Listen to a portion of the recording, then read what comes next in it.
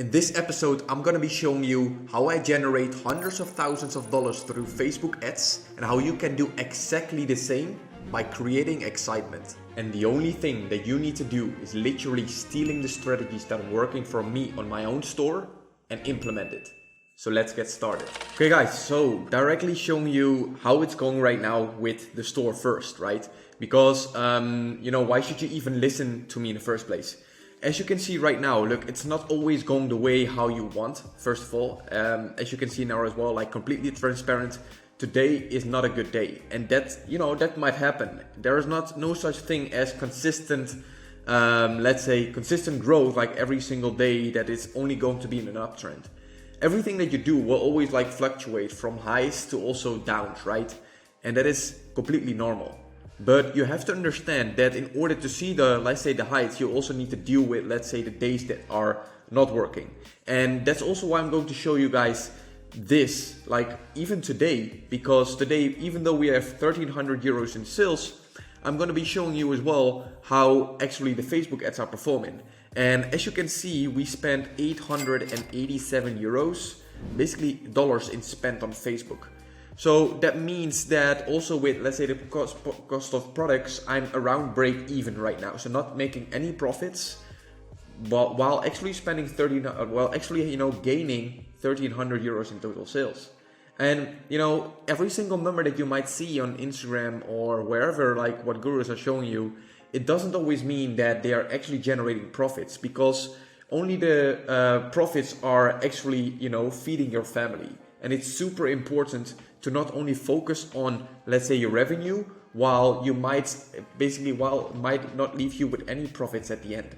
So that's super important. And to show you guys why that actually happened today for me is because there was a lot of fluctuation in terms of ad spend over the days. I'm testing new strategies in order to actually crush it during the Christmas days, because today is the 7th of December and I'm actually planning out to get my 200K month this month. However, to show you guys completely transparent as well, how it's going right now, I'm not on track, because it's only 15,000 euros in sales, which might sound really good, and it is good, but I also spent, of course, quite a chunk. And with that being said, it's super important to, to focus on the profits. I can tell you I am profitable, which is great, because I have not that many, not that high of buy-in prices for the products I send out to my customers. And the benefit of it is, with dropshipping, I only pay the customers as soon as they pay me. So with that being said, I can actually, of course, take a look at my spend, take a look at my revenue and my profits that come in a daily basis, and basically change my budget on Facebook with the actually products that I'm going to focus on a daily basis. So in this video, I'm going to be showing you what I've gained over the past, month and a half, that actually got me to actually being profitable with this store since I started. And that has to do with one very important thing besides the many things that I already shared in this basically entire series. And today we are going to talk about how you can actually generate and create excitement for your customers. Because I can guarantee you, even though you might have the best ads, you might have everything is working well, but if there is one missing piece in your entire funnel, from your ads towards your web page, towards your checkout, if there is one missing piece that's not working or people are not convinced about, you won't see any sales coming in. So it's super important to know how to actually create excitement as well, in order to actually generate traffic and to get those traffic to actually become paying customers, because that's eventually what our goal is. And as you can see, as of right now, since the start of this store, I've generated 78,000 euros in total sales. With 78,000 euros in total sales, I spent, also to be completely transparent, I spent up till now $36,000. So that means I am very profitable, which is great, but it can always be better. And that's, what you should focus on. Let's say if you're just starting with dropshipping from your second or third month, okay? It is super important to not directly rely on only, your first month. You always want to have some learning time in order to then accelerate and to actually count your profits along the way. So it could be that your first month you will not be profitable. But like with this series, I would like to show you what I do in order to become profitable so you can actually clone and copy my strategies with complete transparency. So with that being said, let's dive into basically the stuff that I've created for you in order to create excitement for your own products. So let's dive into it. Okay, so what I will be showing you right now is simple but not easy. But if you understand this and you master it for yourself, I can guarantee you, you will at least see some sales coming in, even though you might not have found your winning product yet. Because it's all about how you can actually get your people that you're advertising and basically that you're showing your products engaged with the actual product that you're selling. And that all starts with your ads that you're providing towards those customers. So with that being said, it is all about, like I said, how to create excitement. And we do that by basically focusing on a few things, a few pillars. What do we need to show the people in our ads, first of all?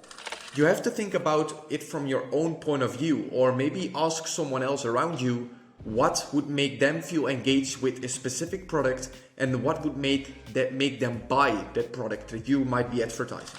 The first thing that people always focus on is the result that the people want in the fastest time by avoiding the things that they hate. So you're actually solving a problem and that they can actually see the results in the fastest time possible. Second is focusing on the one thing that you want to solve with your product. Okay, you can solve the entire world problems, but you're not specific enough for basically your target audience with your product. If you have one main problem that you can solve with your product, you can fully focus on that problem in order to solve it, and from that point, maybe with other products, solve other problems that might occur.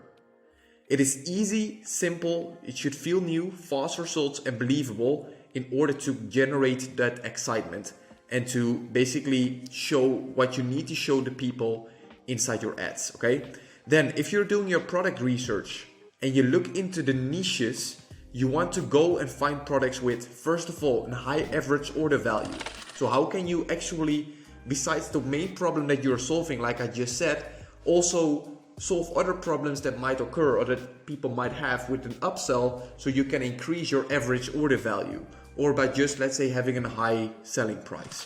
It should be easy to create creatives with, right? People should understand it, like children should, when they start reading, it should be very easy for them to understand the entire language that you're basically giving them. It's the same for ads. It should be very easy to consume in order to understand your products and to get the people engaged.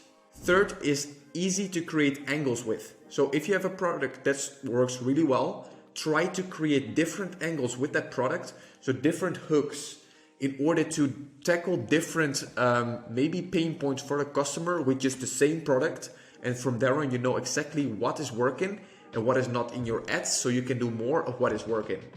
Fourth is you should focus on hot markets or easy to target. If you have a mass appeal and you have a lot of people who are your target audience, you're more likely to be able to scale long term than when it's very niched down and you have just a few people who you could target. So then it's all about asking the right questions in order to create excitement. And basically, I'm actually talking about right questions. What you should think of are the following questions, and I will give you an example afterwards. What do they hate? So what does your target audience hate with the problem you would like to solve? Second, what things do they not want to do? You know, there are always things that people are, become very lazy with, and how can you actually make it easier for them to still maybe make the purchase and to solve that thing that, they don't want to do? Third, what results do they want? So what is the actual outcome that you can provide with your product? What things are they afraid of? So, maybe fear of failure might be something, of course, in business where people are very hesitant about in order to actually start. But what is, let's say, the main fear that people might have, what your product could actually solve? Then why is it so hard for them to find a solution? Are there any other products available on the internet that solves that problem? If not, then you have maybe a very good winner that you can actually spend a lot of money on in order to see way more in return, because you have no competitors. What are the top selling products, and is there a common theme? if there are competitors, what can you do better in order to basically reiterate their success and make it slightly better, so you have a better, let's say, market position. Then, what are the top selling products and most successful brands within your niche? And you can basically try to do the same, because they know exactly what is working in terms of ads, landing pages, and everything you need to know, because they most likely have tested everything out. So you can just use what is already working. Are there communities built around this niche? If not, try to build communities. It is super essential in 2024 and beyond to have a community around your product. If you want to do long-term business, you should have a community in order to also have, let's say, mouth-to-mouth people talking about your product in order to see organic sales. And that is at least what the biggest brands in the world are doing. Are there top performing ads and landing pages I can reverse engineer so that you can literally copy, because that's already working? Are there blog posts? If not, try to create blog posts and do SEO in order to generate more traffic organically. Are there big YouTubers selling, maybe advertising the product? If not, you can try to use influencers to market your product even better by just focusing on influencers who are having the right target audience with that specific product that you want to use. Then an example. There are like way more, of course, but this specific website I will be showing you right now is doing it really well in terms of creating excitement and solving like all kinds of solutions for basically customers and tackling objections from the very first moment.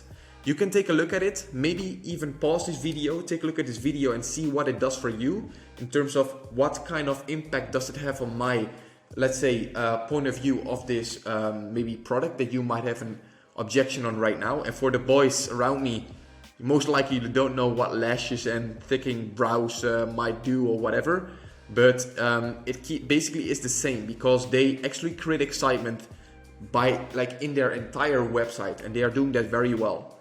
As you can see, they have a lot of like news articles in here that are actually promoting their products, that basically solves the trust issue. They show from the very first moment what the product does, by actually people using the product, by user generated content, to see what the product can do and what problem it can solve from that first moment that they are showing the customers the product with, right? Then when we scroll down, they see the products. Then again, like you can click on shop now, you can actually see what kind of let's say product they have available in order to find the right fit for yourself. They are cruelty free, clean ingredients, and growth guarantee. So there's a guarantee that they offer, so that might also be an objection that people might have that they are tackling in here. Plus it's cruelty free, so like it's completely like vegan, etc., right? So it's never tested on animals. Then when we scroll down, you can actually buy upsells as well. And if you remember, it's also about, how can you actually increase your average order value? And that's what they do by actually selling in here already bundles to let people buy more of the same stuff. They have reviews to actually tackle more of the trust that people might have, and other solutions with blog posts and everything that I just talked about.